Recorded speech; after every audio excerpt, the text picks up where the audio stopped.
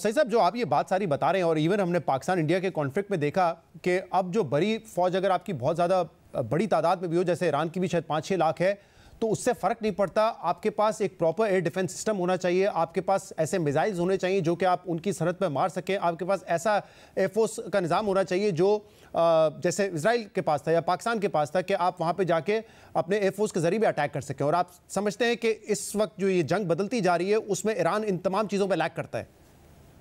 जी बिल्कुल लैग करते हैं, और उसकी उसकी बुनियादी वजूहात ये हैं कि एक तो उनका जो मिलिट्री सिस्टम है, इस तरह का कोई मिलिट्री सिस्टम दुनिया में है नहीं है। उनकी लैंड फोर्सेस जो उनकी आर्मी है, आर्टेश जिसको वो कहते हैं, और उनकी तादाद भी कुछ 6 लाख से ऊपर है, 4-4.5 लाख उनके रिजर्विस्ट भी हैं।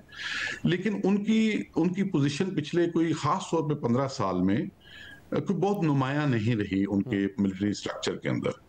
सबसे ज्यादा इंपॉर्टेंस हमेशा आईआरजीसी को ही दी जाती रही है। आईआरजीसी ही हर मर्ज का इलाज समझा जाता है। और ये भी बड़ी है, कुछ जो नई लोग जानते हैं उनको शायद हैरानगी हो कि उनकी ईरान की एयरफोर्स भी है, नेवी भी है और लैंड फोर्सेस भी हैं, लेकिन आईआरजीसी की अपनी सेपरेट लैंड फोर्सेस है, सेपरेट एयरफोर्स है, जी। सेपरेट नेवी है। और इनमें बड़ा एक डिस्कम्फर्ट, एक टफ वॉर, एक थोड़ा सा फ्रिक्शन भी रही है हमेशा, बिकॉज आईआरजीसी की सुप्रीम लीडर को जो असेस होती है वो बाकी फोर्सेस को नहीं होती। अच्छा, अब इनकी जो कैपेबिलिटीज की डेवलपमेंट का फोकस पिछले 20 साल में रहा है, वो सारा इरेगुलर वॉर की तरफ रहा है।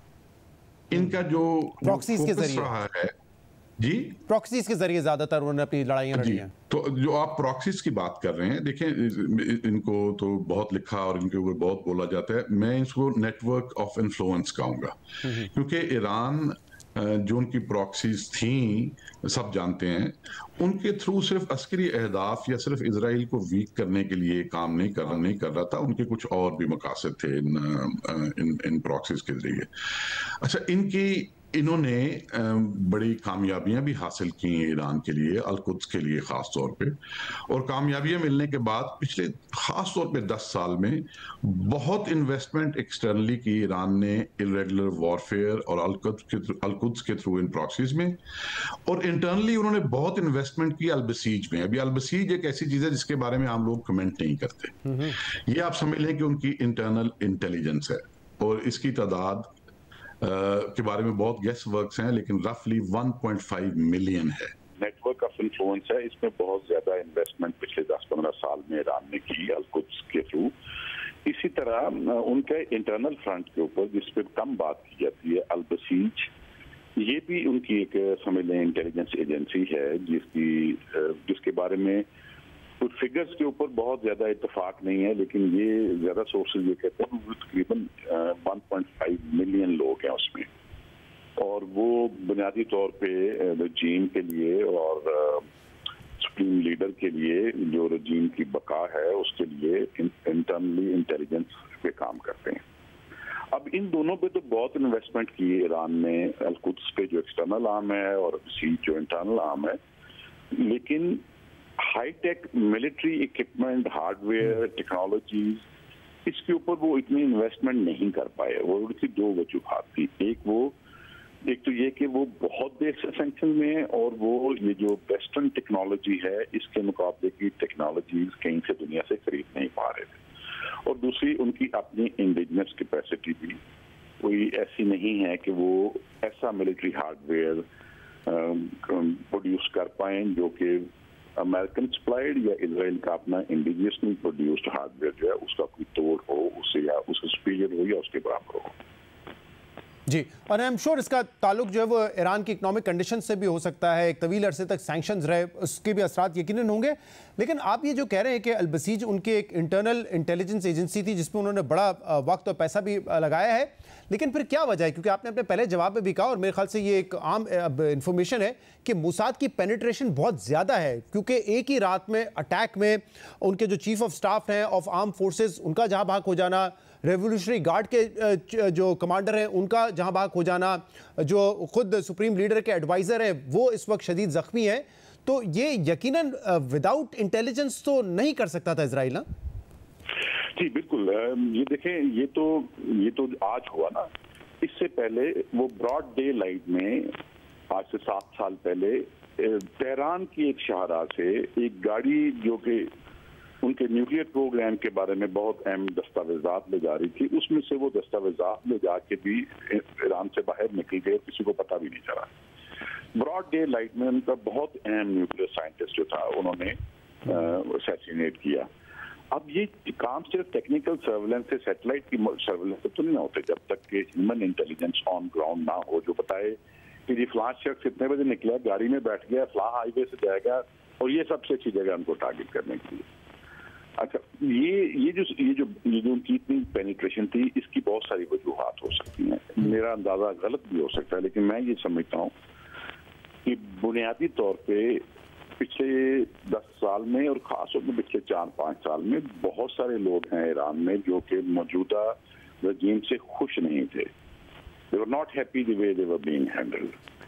आप जाएं ईरान में ट्रैवल करें तो आपको कोम और मशहद में तो रजीम के साथ खड़े हुए लोग ऐसे नजर आएंगे जो हर लम्हा कुर्बान होने को तैयार है। लेकिन क्या पूरे तेहरान में, इस्फहान में या तब्रेज में आप चले जाएं, वहां भी ऐसी सूरत हाल है? शायद नहीं है। तो वो जो अंदर उनके इख्तलाफात हैं, जिसके इंडिकेटर्स भी देखे, बड़े लंबे लंबे प्रोटेस्ट भी हुए, बहुत दफा लोगों ने बहुत प्रोटेस्ट किए, तो कुछ ना कुछ ऐसा था, ऐसी डिस्कम्फर्ट जरूर है सोसाइटी में, जिसकी वजह से इंटेलिजेंस एजेंसी, जो कि इतनी कैपेबल इंटेलिजेंस एजेंसी में इतनी मुसायद है, इसमें कोई दो राय नहीं होनी चाहिए, और वो पेनिट्रेट ना कर पाए। जब वीकनेस होती है तो इंटेलिजेंस एजेंसी आती है उस वीकनेस को एक्सप्लॉइट करने के। और अब आप आगे क्या देख रहे हैं, क्योंकि नॉट रिस्पॉन्डिंग शायद एक ऑप्शन ना हो, क्योंकि एक विंडो तो इजराइल को मिली है एक अरसे से। मैं भी देख रहा था न्यूयॉर्क टाइम्स का 1995 का आर्टिकल था जिसमें यह था कि 5 साल में ईरान जो है एटॉमिक बॉम्ब बना लेगा। अब तक उन्होंने नहीं बनाए, तो उनको एक विंडो मिली जहां पे उनको वो समझते हैं कि ईरान कमजोर भी है, उन्होंने अटैक किया। तो अब आगे क्या देख रहे हैं? Not attacking back, is that an option for Iran? क्योंकि इजराइल तो शायद इस अपॉर्चुनिटी को जाया ना करे और वो मजीद जो है बमबारी करता रहे, एयर बेसिस को निशाना बनाता रहे और जो मिलिट्री इक्विपमेंट है उसको निशाना बनाता रहे। अच्छा, पहली बात तो ये है कि देखें, बड़ी ही मुतफर्रिक रिपोर्ट्स आती रही हैं ईरान के न्यूक्लियर प्रोग्राम के ऊपर वेस्ट में। अब क्योंकि वो वेस्ट से आ रही थी तो उनको मनोवान तो आप यकीन नहीं कर सकते। उसकी वजह यह है कि वेस्ट ने इराक की इन्वेजन से पहले तो बताया था कि उनके पास केमिकल वेपन्स भी हैं, वेपन्स ऑफ मास डिस्ट्रक्शन भी हैं, ये है वो है। तो 10 साल फिर वहां वेस्ट की फोर्सेज मौजूद रही, कोई ट्रेस ऑफ एविडेंस तो कहीं से वो निकाल नहीं सके। अभी वेस्ट से तो ये भी आता रहा कि 5 साल की दूरी पे हैं वो, कभी 1 माह की दूरी पे हैं। आज प्राइम मिनिस्टर नेतन्याहू ने भी कहा कि वो 1 महीने में 9 तक एटॉमिक डिवाइसेज असेंबल कर सकते थे। इससे पहले यहाँ तक भी कुछ एनालिस्ट कहते रहे कि शायद वो पहले ही कोई डिवाइस बना चुके हैं। अब इसके बारे में कोई हतमी राय तो दी नहीं जा सकती। अब अगर कोई ये समझता है कि आज की स्ट्राइक से और जो स्ट्राइक्स आगे चलेंगे उससे न्यूक्लियर प्रोग्राम की हर फैसिलिटी, इंफ्रास्ट्रक्चर का हर हिस्सा जो है वो डिस्ट्रॉय हो जाएगा, तो ऐसा नहीं होगा। क्योंकि जो उनके बहुत क्रिटिकल न्यूक्लियर साइट्स हैं, फॉर एग्जांपल फर्दो है या नतान्ज है, ये इस तरह की साइट्स के अंदर बहुत सारा इंफ्रास्ट्रक्चर डीप अंडरग्राउंड है। जैसे कोम में जो फर्दो वाला है उसकी तो वो 1 किलोमीटर पहाड़ी के नीचे है, तो वो तो एकदम नहीं हो सकेगा। लेकिन जो ह्यूमन रिसोर्स बड़ा मुश्किल है, अभी टॉप 5 साइंटिस्ट जो आज चले गए हैं, शहीद हो गए हैं, उनकी रिप्लेसमेंट तो इमीडिएटली नहीं होगी। तो ये इसके बारे में अभी कोई फाइनल वर्ड में है, कोई नहीं कह सकता कि उनका न्यूक्लियर प्रोग्राम कहाँ भी खड़ा है और इन स्ट्राइक के बाद, वो आने वाली स्ट्राइक के बाद कहाँ होगा। हाँ, जो बात आपने की कि क्या वो रिस्पॉन्ड करेंगे या नहीं, रिटेलिएट करेंगे या नहीं, मिलिटरीली रिटेलिएट करना उनके लिए इस वक्त बहुत मुश्किल है, लेकिन रजीम के लिए ये क्रिटिकल है कि वो रिटेलिएट करें। और अगर वो रिटेलिएट नहीं करते और वो जिस तरह कहते रहे मैसिवली करेंगे और पनिश करेंगे, और वो जैसे कल से उन्होंने पोजीशन चेंज की है, कल और परसों की स्टेटमेंट ये थी कि क्योंकि ये यूएस की कोलैबोरेशन के साथ होगा तो हम यूएस के सारे बेसिस पे डिस्ट्राइक करेंगे। तो आज जो ट्वीट किया सुप्रीम लीडर ने और आज जो टेलीविजन पे एड्रेस किया है उनके प्रेसिडेंट ने, उसमें उन्होंने इस तरह की कोई बात नहीं की, बल्कि प्रेसिडेंट ने जो कहा कि ये एक मेजर्ड रिस्पॉन्स होगी, वाइज रिस्पॉन्स होगी और वायलेंट रिस्पॉन्स होगा। मतलब क्योंकि अमेरिका भी अपने आप को डिस्टेंस कर रहा है, वो कह रहे हैं उनका यूनिलैटरल, इजराइल का यूनिलैटरल एक्ट है, हम साथ नहीं है, लेकिन शायद पीछे से सपोर्ट कर रहे हो, और एक सपोर्ट तो है ही, बाकायदा अलाय तो है उनके। लेकिन आप समझते हैं कि ईरान जो है वो अमेरिकन एयर बेसिस को इराक वगैरह में नुकसान पहुंचाने की कोशिश नहीं करेगा, ये जंग को उस तरफ नहीं लेके जाएंगे? देखिए आज जो 2 दिन पहले की स्टेटमेंट थी उसमें उन्होंने क्लियरली यूएस को भी थ्रेटन किया था और आज बड़ी वाज़ेह पोजीशन ली है सुप्रीम लीडर ने भी और प्रेसिडेंट ने, और उसमें उन्होंने बिल्कुल जिक्र नहीं किया इसका।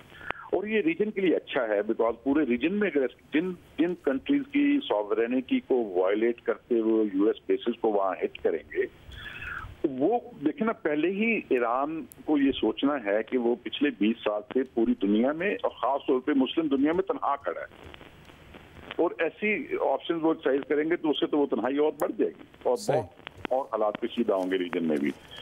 अब इसराइल के ऊपर रिटेलिएट करना तो उनके लिए कंपल्शन है, मिलिटरीली उसको इस वक्त डिजाइन करना और उसको फिर मतलब एक फेज तरीके से चलाना आगे बहुत मुश्किल है, सही बहुत मुश्किल है बिकॉज इस वक्त उनकी कैपेसिटी बहुत क्रिपल हो चुकी है। प्राइम मिनिस्टर नेतन्याहू ने तो सुबह कह दिया था कि ये वन ऑफ नहीं है, अभी 6 वेव्स हो गई हैं, उन्होंने कहा कि गो फॉर डेज, और कितनी देर चलती है ये कुछ कहा नहीं जा सकता। सही, तो मुश्किल लग रहा है उनके लिए बहुत मैसिवली रिस्पॉन्स करना। बहुत बहुत शुक्रिया।